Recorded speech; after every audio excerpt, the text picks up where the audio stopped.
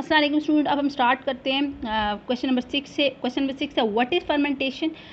तो उसका first part है which compound may be obtain on the industrial scale by fermentation. तो what is fermentation का जवाब ये है, fermentation is a biochemical process which occurs in the presence of certain enzymes secreted by microorganism such as yeast. ठीक है, और कौन सा कंपाउंड है उसका जवाब है पहले line, ethanol is prepared on the industrial scale world over by the process of fermentation. ठीक है, now question number 7, explain the following terms. इसमें सबसे पहले एब्सोल्यूट अल्कोहल। एब्सोल्यूट अल्कोहल में सबसे पहले आपने तो ये लिखना है 100% pure alcohol is called absolute alcohol.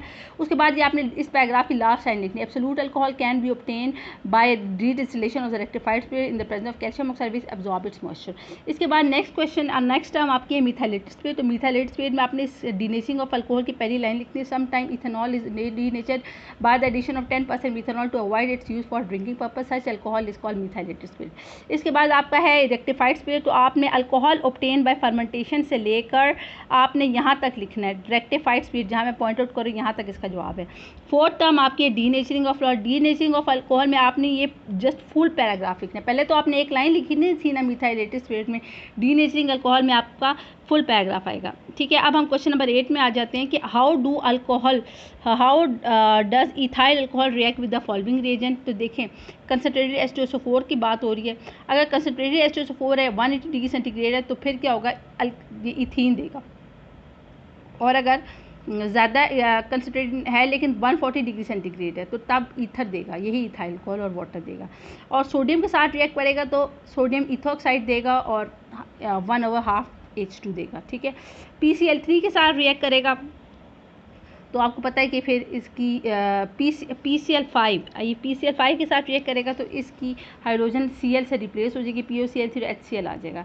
इसी तरह अगर ये एसिटिक एसिड के साथ रिएक्ट करेगा तो आपको पता है कि ये फिर एस्टर बना देगा और वाटर बना देगा। इसी तरह अगर ये थायोनाइल क्लोराइड के साथ रिएक्ट करेगा तो इसका क्या होगा, OH ग्रुप Cl ग्रुप के साथ से रिप्लेस हो जाएगा और SO2 + HCl बन जाएगा। ठीक है, ये हो गया। देन क्वेश्चन नंबर 9 है how will you obtain primary secondary and tertiary alcohol bye reacting with Grignard reagent with suitable carbonyl compound.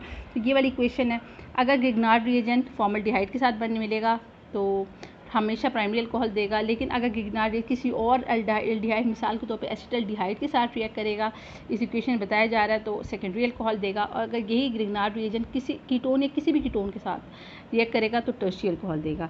Now हम क्वेश्चन नंबर 10 पे आ जाते हैं। क्वेश्चन नंबर 10 में आपके पास है how will you distinguish between alcohol and phenol. Alcohol, इसकी 4 differences दिए हुए हैं। Alcohol is neutral but phenol है acidic properties.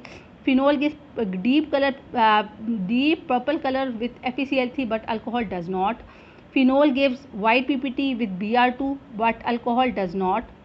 Alcohol gives haloform reaction and produces deep yellow PPT of CHI3 with I2 while base लेकिन phenol does not.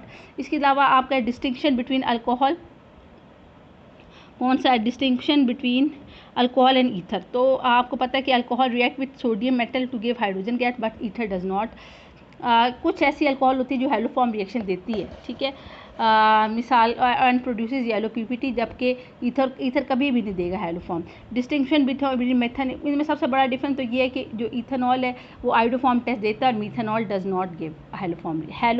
Haloform basically iodine use करेंगे तो iodoform होगा, कोई और हेलोजन यूज़ होगा तो haloform. तो मिथेनॉल नहीं देता और आयोडीन देता है। ठीक है, इसके अलावा distinction between primary and tertiary alcohol. तो पहला तो ल्यूकस टेस्ट है। ल्यूकस टेस्ट क्या होता है कि जब टर्शियरी अल्कोहल ल्यूकस रिएजेंट यानी क्लोराइड के साथ रिएक्ट करेगा तो जिंक की प्रेजेंस में आप अल्काइल हेलाइड के साथ रिएक्ट करेगा तो फ़ौरन टर्शियरी अल्कोहल फ़ौरन जो है ऑयली लेयर दे देगी इमीडिएटली, जबकि प्राइमरी अल्कोहल तब देगी ऑयली लेयर ऑन हीटिंग। तो ये एक डिफरेंस है।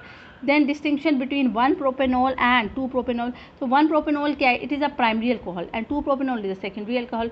तो ल्यूकस टेस्ट से क्या होगा, primary alcohol on heating oily layer देगी और 2-प्रोपेनॉल जो होती है जो 1-प्रोपेनॉल क्या है, 1-प्रोपेनॉल हीटिंग पे देगी जबकि 2-प्रोपेनॉल 5 से 10 मिनट के वक्फे पर। ठीक है, जबकि इसके अलावा जो 1-प्रोपेनॉल है